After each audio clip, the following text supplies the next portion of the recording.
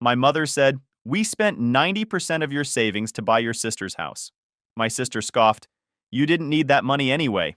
I just laughed and handed them an envelope. Explaining what those savings were, as they opened it, their faces went pale. Hey, Reddit. I spent 6 years paying for everything while living at my family's house. They thought I was barely scraping by, so I decided to give them one test. Grab your popcorn. This is going to be wild. Name's Enzo, 29 male, operations director for a regional logistics company. I oversee distribution for 17 warehouses across 4 states. Pull in $155,000 a year, plus bonuses. Got a portfolio worth $180,000 between investments and savings. None of my family knows any of this. To them, I'm still the warehouse guy who got lucky with a supervisor position. I live with my parents, Rafael and Katerina, and my sister Sophia in a rental house they think I can barely afford. Been bankrolling the whole thing since I was 23. Rent, utilities, groceries, insurance, all of it. Rafael does part-time bookkeeping that brings in maybe $1,100 a month. Katerina works retail 3 days a week for about $900. Combined, they clear maybe $2,200 on a good month. Sophia is 26, has a degree in communications, and hasn't held down a real job since graduation. She's building her personal brand on social media. Last I checked, she had 340 followers and posted selfies at brunch spots I paid for. Things got really bad about 8 months ago, but it wasn't slow. It was a bunch of gut punches over 3 weeks that showed me exactly what I was to them. I'd just gotten back from a work trip to Dallas. Exhausted. Hadn't slept in 30 hours. Walked in the door and Sophia was redecorating the living room. "What do you think?" she asked, pointing at new throw pillows and a rug. "Looks good. How much?" "Only $600. I used your card." Not asked. Used. Like it was her money. I was too tired to argue. Went to my room. Found out she'd also been in there. My desk drawer was open. She'd taken my spare credit card, the one I kept hidden for emergencies. Then Raphael's car needed work. Transmission issue. Came to me desperate. Said he couldn't get to work without it. $950. I transferred the money right away. 2 days later, I'm getting gas, and I see his car in the Buffalo Wild Wings parking lot. Middle of a Tuesday afternoon. I walk in. He's there with 3 of his buddies, wings piled high, watching basketball on the big screens. He saw me. Just waved like it was normal. I paid for an emergency repair so he could go hang out with his friends. Then Katerina needed money for a spa weekend. Said she was stressed. Needed it for her mental health. $750. I gave it to her because I actually believed her. She came back complaining the hotel wasn't nice enough. Said next time she'd go somewhere better. But the thing that really did, it happened on my birthday. I turned 29. I came home from a double shift. Had been up since 4 a.m. doing inventory counts across 3 warehouses. Absolutely destroyed. Looking forward to maybe just ordering pizza and watching a movie. Walked in to find the house full of people. Katerina's sister and her family. Raphael's brother. Some of Sophia's friends. Music playing. Food everywhere. Decorations. Balloons. A banner stretched across the living room. I thought maybe they'd actually remembered. Maybe this was for me. "Oh, Enzo," Katerina said when she saw me. "Perfect timing. We're celebrating Sophia's new job." Sophia had just gotten a part-time position at Target. 4 shifts a week, $16 an hour. They threw her a party. My birthday wasn't mentioned once. Not a single person there even knew it was my birthday. My aunt asked how I'd been. I said it was my birthday. She looked uncomfortable and changed the subject. But here's the part that really got me. I saw the receipts on the kitchen counter while getting water. $380 at the fancy Italian place for catering. $120 for a cake from that expensive bakery downtown. $95 for decorations. All on my credit card. My money funding a celebration for Sophia's minimum wage retail position, while my own birthday got treated like it didn't exist. I stood there in my work boots, covered in warehouse dust, watching these people. Sophia walked past me to get to the food. Literally bumped into me. Didn't even look at me. Her friend asked, "Who's that?" "Just my brother. He works at a warehouse." I went to my room. Sat on my bed. Pulled up my bank account. My actual account. The one they didn't know about. $180,000. VP track position. Managing 17 warehouses across 4 states. And they thought I was nothing. That's when I decided to find out who they really were. Who they actually were when given the chance to show it. The next day, I started planning. I opened a new checking account and transferred $12,000 into it. Less than 7% of my liquid assets. Got a debit card attached to it.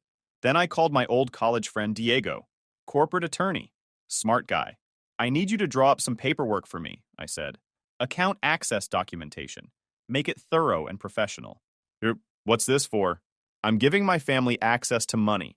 Want everything documented properly. He was quiet for a second. You're up to something. Just covering my bases. Can you do it? Give me a few days. The documents he sent over were perfect. 8 pages. Professional. Exactly what I needed. Sunday dinner, I made my move. Ordered their favorite Chinese food. Once everyone was comfortable and full, I pulled out the card and the paperwork. So, I wanted to talk to you guys about something, I started. I've been thinking about making things easier. Instead of you always asking me for money and me transferring it, what if I just gave you access to my savings account? Katerina's eyes went wide. Your savings? You're my family.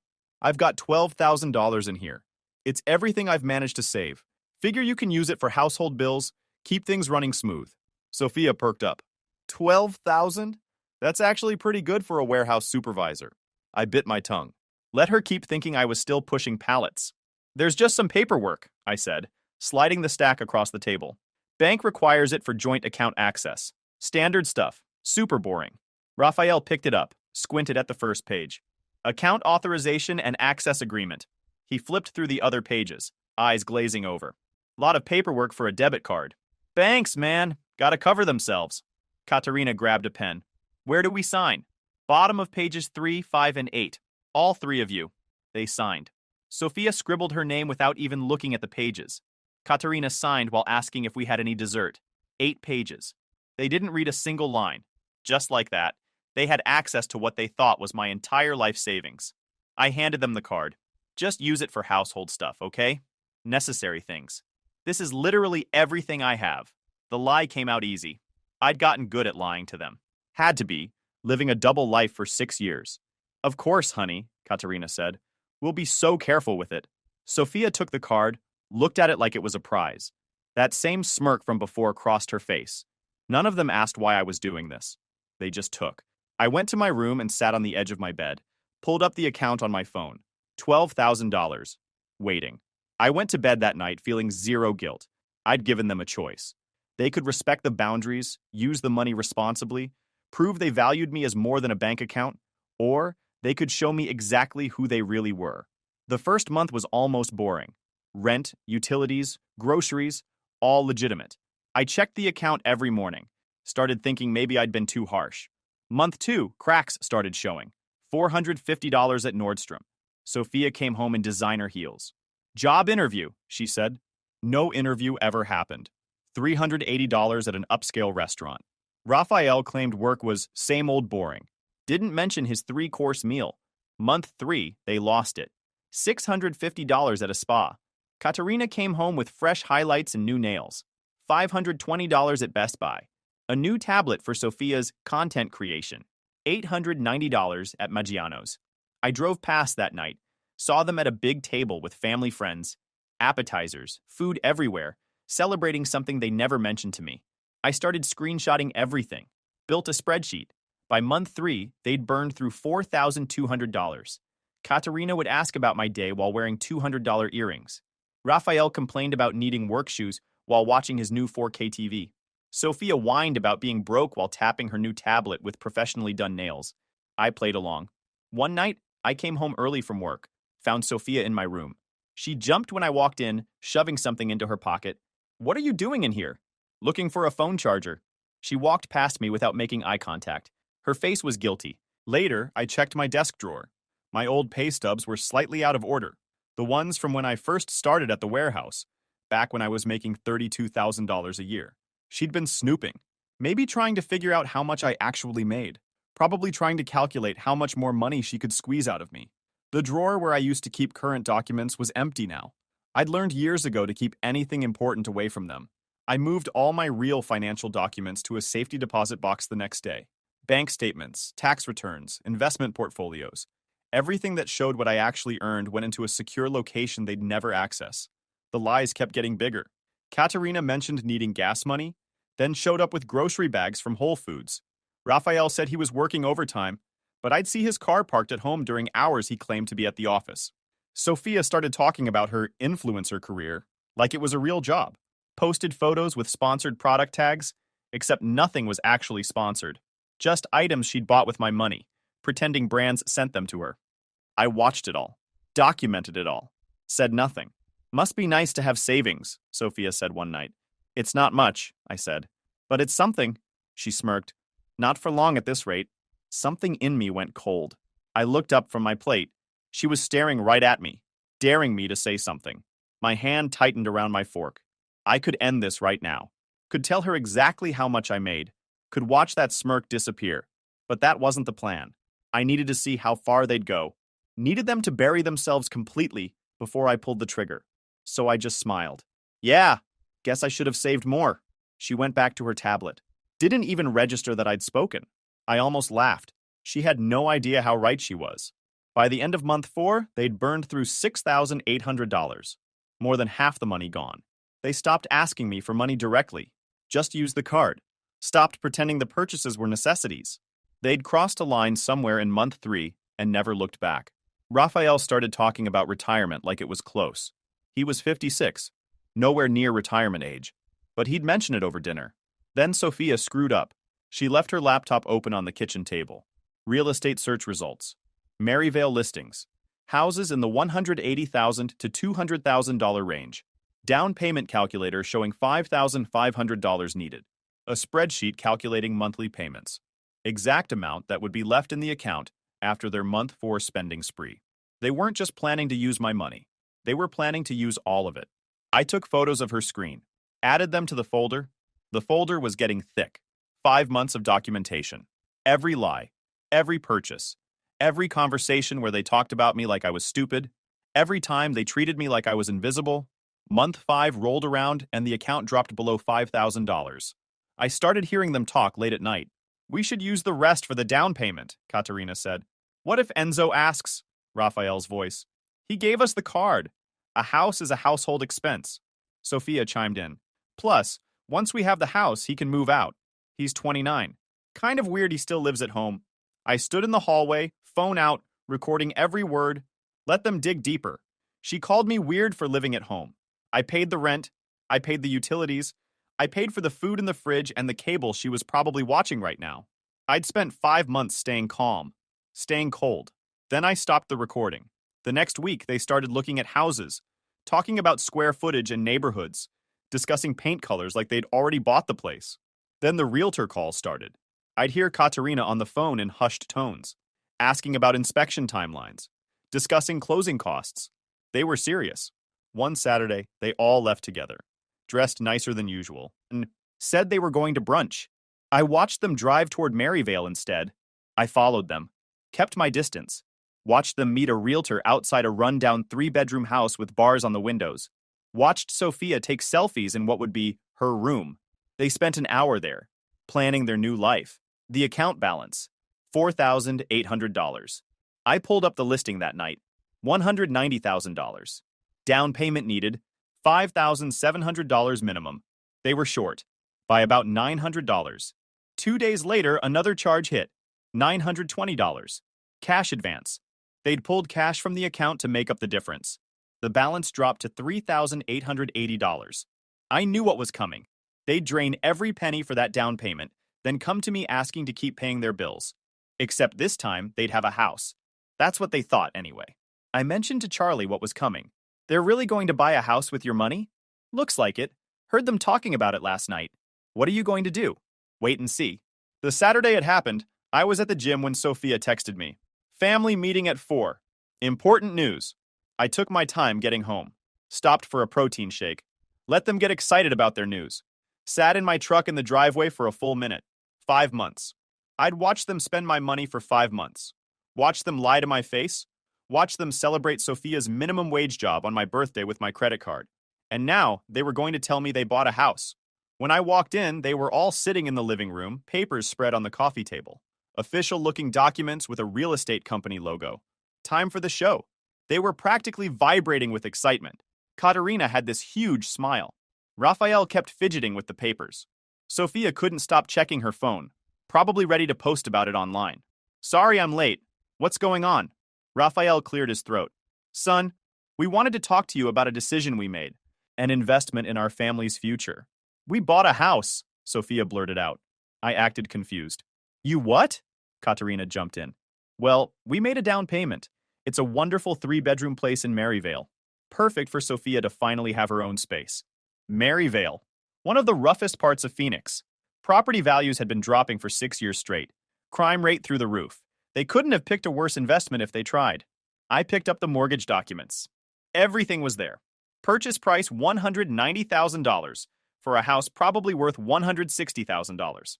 Down payment $5,700. Monthly mortgage $1,350 for 30 years. How'd you pay for the down payment? We used your card, Raphael said. Used up most of what was left, about $5,700. The account had $12,000 in it 5 months ago. Awkward silence. Well, Katerina stammered, we've had household expenses. Bills add up. Right, bills. I pulled out my phone, opened the spreadsheet I'd been keeping. Like the $650 spa day, the $890 dinner, the new tablet, new TV, new furniture. Sophia's face went red. How do you know about that? It's my account. I get notifications for every transaction. Why didn't you say anything? Raphael demanded. I wanted to see what you'd do. Wanted to see if you'd respect the boundaries I set. Turns out you spent 90% of what you thought was my entire life savings on personal luxuries and a house for Sophia. It's an investment, Katerina said. Real estate builds equity. In Maryvale? That house is going to lose value. That's not the point, Sophia snapped. The point is, we finally have our own place. No more living in this dump. Our own place, I repeated. So where do I fit into this? Another awkward silence. Well, Raphael said, the house has 3 bedrooms. One for your mother and me, one for Sophia, and we need the third as an office, for when Sophia's brand takes off. You're 29, Enzo. It's time to find your own place anyway. Be independent. Independent, right, I laughed. And I'm guessing you'll still need me to send money for bills? And for this mortgage you just took out? Katerina looked relieved. Yes. If you could cover the $1,350 mortgage payment, plus maybe another $500 for utilities and groceries at the new place. So you want me to find my own apartment, pay my own rent, and still pay $1,850 a month for a house I can't live in? We're family, Raphael said. I looked at them. They were all staring at me, waiting for me to agree. 5 months. I'd watched this play out for 5 months, and now they wanted more. The room was dead silent. I could hear the clock ticking in the kitchen, could see Katerina's fake smile starting to crack. You're absolutely right, I said, standing up. Family does help each other. I let that hang in the air for a second, which is why I'm sure you'll understand what happens next. The relief disappeared. Katerina's smile froze. I walked to my room, each step deliberate. Heard them murmuring behind me. Confused. Concerned. I pulled out my laptop, logged into my email, found the documents Diego had sent me 5 months ago. The ones I'd been saving for exactly this moment. This was it. Printed all 8 pages. Watched the sheets slide out one by one. Each page another nail in the coffin they'd built themselves. Picked up the stack. Walked back to the living room. They were exactly where I left them. Frozen. Waiting. I dropped the papers on the coffee table, right on top of their mortgage documents. What is this? Sophia asked nervously. Remember that paperwork you signed 5 months ago? The boring bank stuff? The account authorization, Katerina said. Pick it up. Read page 1, the title at the top. Raphael picked up the stack, started reading. His face went white. Loan agreement and promissory note. The room went dead silent. What? Katerina grabbed the papers.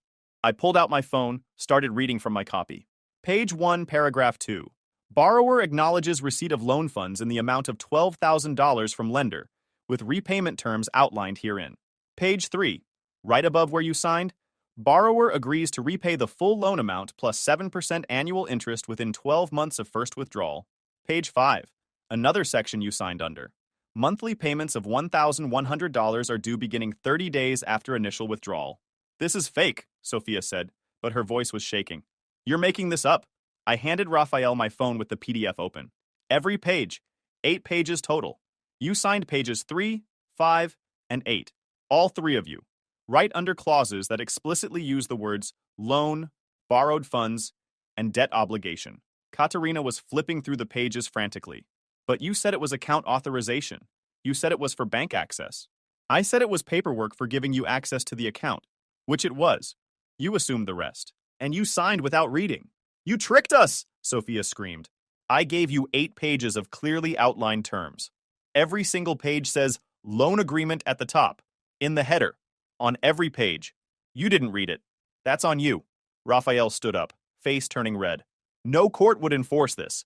This is completely legal. I cut him off. Diego Chen is a corporate attorney. He made sure every word was airtight. You want to challenge it, hire a lawyer. But legal fees for a contract dispute start around $15,000. More than you owe me. The reality was sinking in now. I could see it on their faces. So that money, Katerina whispered. It wasn't your savings? Oh, it was my savings. Just not a gift. It was a loan. That you spent. And now you owe back. How much? Raphael asked. 12,000 principal, plus 7% annual interest calculated monthly, plus any court costs if you default. Works out to about $1,100 a month for 12 months. We can't afford that, Katerina yelled. We have the mortgage now. Should have thought of that before buying a house with borrowed money. Raphael stood up, face red. This won't hold up in court. We're your parents. Katerina's voice went shrill. And I gave you every opportunity to respect that $12,000. You made your choices. I headed to my room, left them sitting there in shock. I called Diego. How'd they take it? About as well as you'd expect. That contract is bulletproof. If they default, we can pursue collections, put liens on that house, garnish wages. Good. I gave them a week to process. Moved my valuables to a storage unit. Kept my laptop and important documents in my truck. The following Saturday, I came home to find locks changed. Raphael answered the door, arms crossed. You're no longer welcome here. The lease is in my name. Has been for 4 years. His face went pale. I pulled up the lease on my phone. My name, my signature, my bank account. You've been living in my house, and you just locked me out. I called the landlord. He was pissed. Called the police. The officer showed up, made Raphael let me back in, and warned him about illegal lockouts. How dare you call the police on your father? Katerina screamed. How dare you lock me out of my own house? Over the next 2 weeks, they tried everything. They called other family members, tried to paint me as the villain. I sent the loan documents to my aunt, my uncle, my cousins. Let them see the signatures. My aunt called. Your mother says you're forcing them into debt. I'm collecting on a loan they took willingly. They say you tricked them. I gave them an 8-page document with clear terms. They signed. She was quiet. They really bought a house with your money? With borrowed money, they have to pay back. Yes. That's pretty stupid of them. They tried reporting my bank accounts as fraud. Bank investigated, saw the loan documents, closed the complaint. They tried claiming elder abuse. I was 29, they were 56 and 53. Investigators laughed. Sophia went online, posted about her abusive brother trying to destroy the family. Family kept calling with their complaints. I kept sending them the loan documents. Eventually, they stopped. The first payment deadline came. $1,100 due. Nothing. I waited 3 days. Sent a formal notice of default. Certified mail, signature required. Raphael called me, screaming, You're really doing this? Over money? Over $12,000 plus interest. Yes. We don't have it. We can't afford the mortgage and your payments. Not my problem. You took the loan. You pay it back. We'll lose the house. Then you'll lose the house. Should have thought of that before. Second month came. Still nothing. I filed in small claims court. Wasn't going for the full amount yet. Started with month 1 and month 2. $2,200 plus interest plus court fees. They got served at the house. Sophia called me crying. You're suing us? Actually suing us? Told you I would. Yeah, but we're family. Family my ass. The court date came 3 weeks later. I showed up in a suit. Brought Diego as my advisor. Brought every document, every screenshot, every bank record. They showed up with a lawyer they clearly couldn't afford. Some guy who looked fresh out of law school. Probably found him on Craigslist. He kept shuffling papers nervously. The courtroom was small.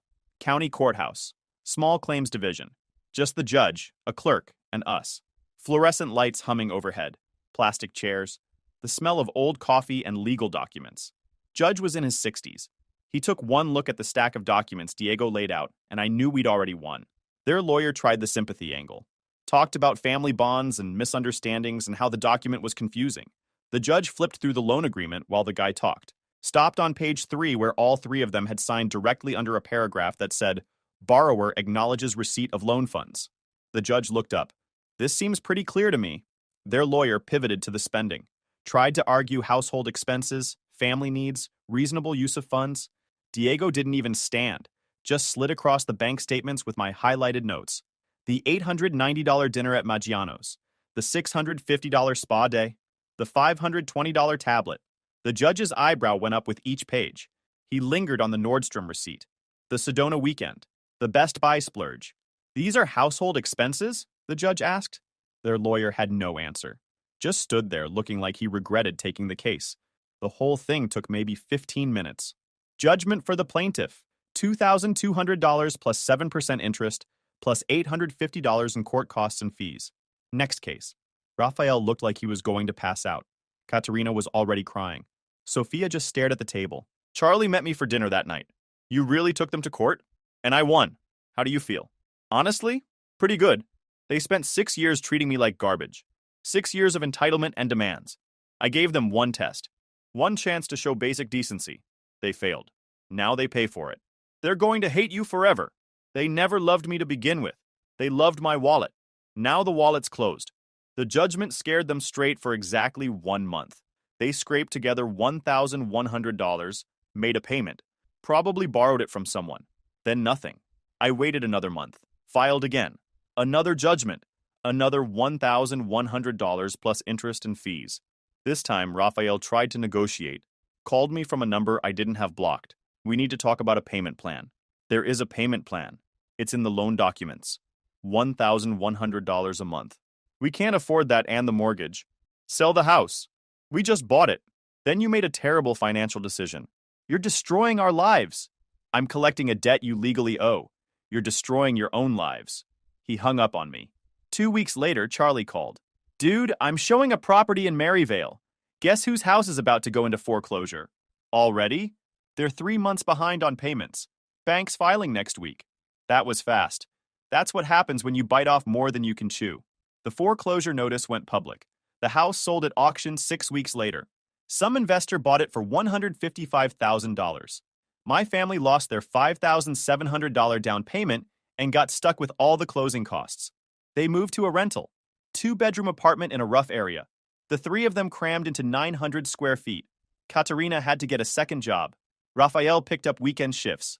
Sophia kept working at Target, but picked up extra shifts wherever she could. And I just kept filing judgments. Every missed payment added court fees, interest, penalties. The total debt climbed from $12,000 to $15,500. Diego called. They hired a new lawyer, trying to argue unconscionability. Will it work?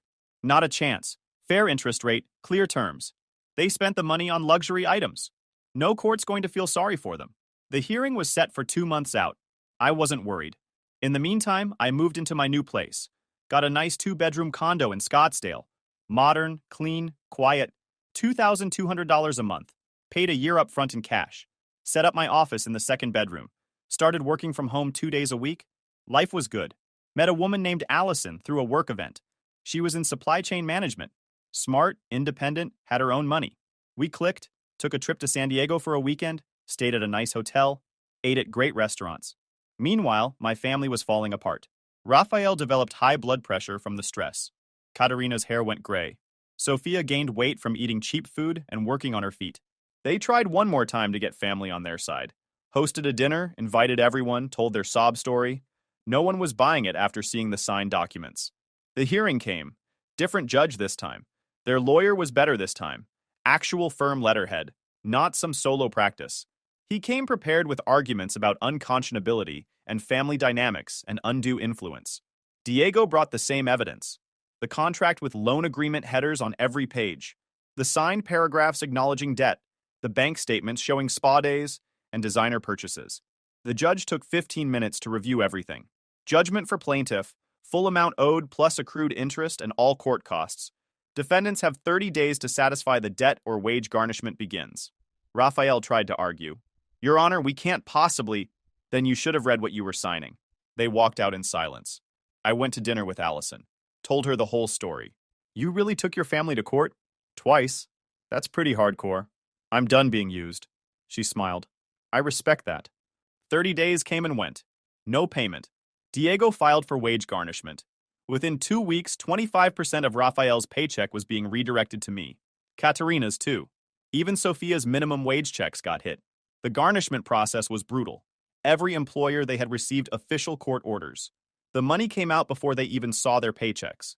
Direct from payroll to an account Diego had set up, then forwarded to me after his administrative fee. They're going to try to dodge this, Diego warned. Raphael quit his job 2 weeks later, tried working under the table, lasted 3 weeks before he needed legitimate employment for health insurance. We filed garnishment the day he got another job. Sophia tried the same thing. Quit Target, tried getting paid under the table somewhere. Lasted a month before she needed consistent income. Went back to Target. Garnishment resumed.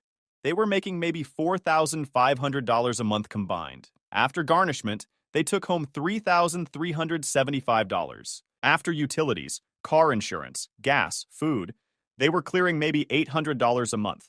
Work kept getting better. Allison and I got serious. We moved in together after 6 months. Then, 9 months after the final judgment, Charlie called. Your family's moving. Where? New Mexico. Saw them loading a U-Haul. Judgments follow you across state lines. They spent 6 years being relentless with me. I learned from the best. They moved to Albuquerque. Found jobs there. Garnishment followed within 3 months. Over the next year, they paid back $8,400 through garnishment. Employment wasn't steady. Raphael had health issues. Sophia kept switching jobs. The garnishment hit when they were working, but there were gaps. Still owed $7,100. I didn't chase them, just let the legal system work. Diego called periodically. They tried to file bankruptcy. Will it work? Not for a valid contract debt. Bankruptcy won't discharge it. Life moved forward. 2 years after the initial loan, they'd paid back $11,200 through a combination of garnishment and a few lump sum payments when they got desperate. Still owed $4,300. Then, I got the call. It came from a number I didn't recognize. Enzo? Katerina's voice, shaky. How'd you get this number? It's your father. Heart attack, 3 weeks ago. The medical bills are over $40,000. We can't afford it with the garnishment. File for medical bankruptcy, or work out a payment plan. Son, please, we're family. That stopped meaning something when you kicked me out and called me a failure. I hung up. 3 days later, Sophia showed up at my house, with Allison there. Dad's really sick. The garnishment is killing us. You should have thought about that before spending $12,000 on designer clothes and fancy dinners. Allison came to the door. Sophia looked at our house, the neighborhood, her face twisted with rage. This is what you chose while your family suffers? I chose to not be used anymore. She threw an envelope at me. From Dad. Then she left. I opened it. Handwritten letter. Son, I know we failed you, but I'm asking you to forgive the debt, to let us move forward. I'm sick. Your mother's exhausted. Sophia's barely surviving. We've paid enough. Please. Dad? I showed it to Allison. What are you going to do? Nothing. They've paid back $11,200 of $12,000. They still owe $4,300 with interest and fees. When they pay that, we're even. You're really going to make them pay every penny? Yes. 2 weeks later, Raphael showed up. In person, at my office. Security called. Sir, there's a man here to see you. Says he's your father. I didn't answer for a full 10 seconds. My father. At my office. The place he didn't even know existed. The VP office with the window view and the corner desk. Sir? Security again? I sighed. Send him up. But have security wait outside my office. Raphael walked in looking terrible. 20 pounds lighter. Gray skin. Moving slow. There was a scar on his chest I could see through his thin shirt. He stopped just inside the door. Looked around. Took in the office. The view. The nameplate on my desk that said, Enzo DeLuca, VP of Operations. I watched it sink in. What do you want? He sat down without being asked. I want you to let this go. No. Enzo, please. I'm asking as your father. You stopped being my father when you kicked me out of my own house. We were wrong. We've admitted that. We've paid back almost everything. Almost isn't all. We can't afford to finish. The medical bills, the garnishment. It's too much. Then you'll pay it off slowly. But you'll pay it. He leaned forward. What will it take? What do you want from us? Nothing. I don't want anything from you. I just want what you owe me. We gave you a home for 29 years. I paid rent for 6 of those years. While you spent my money on yourselves, his face went red. That money was supposed to be for the family. That money was a loan with clearly defined terms that you ignored. We're sorry. How many times do we have to say it? Sorry doesn't pay debts. He stood up, slammed his hands on my desk. You're really going to let your father die in debt? Die knowing his son destroyed him? I'm going to collect money you legally owe me. If that destroys you, you did it to yourself. You're going to regret this. I've regretted a lot of things. Giving you that card isn't one of them. Someday you'll need family. I don't need you. You needed me. You just didn't realize it until too late. His jaw clenched. Security must have sensed the tension because they opened the door. Everything okay in here, Mr. DeLuca? My father was just leaving. Security escorted him out. That evening, Katerina called. We'll pay it. The full amount. We'll take out a loan, borrow from retirement, whatever it takes. Just end this. When I receive $4,300, the garnishment stops. Not before. We'll have it by next month. Looking forward to it. They scraped it together. Borrowed from Katerina's 401k. Took out a high-interest personal loan. Sold their car and bought a beater. The payment cleared 33 days later. I called Diego. File to release the garnishment. It's done. How do you feel? Like I just closed a business transaction. The garnishment stopped. They started keeping their full paychecks again. I never heard from them again. No calls, no letters, no surprise visits. They stayed in New Mexico. I stayed in Phoenix. We existed in separate worlds. A year later, I married Allison. Beautiful ceremony. Just close friends. Her family. My cousin asked why my parents weren't there. We're not close. I live a good life now. Great job, great wife, great house, zero drama. They took the bait, they hung themselves with the rope I gave them, and I walked away clean. If you enjoyed this video, please hit that subscribe button. It really helps the channel and help us bring you more and better stories. Thanks.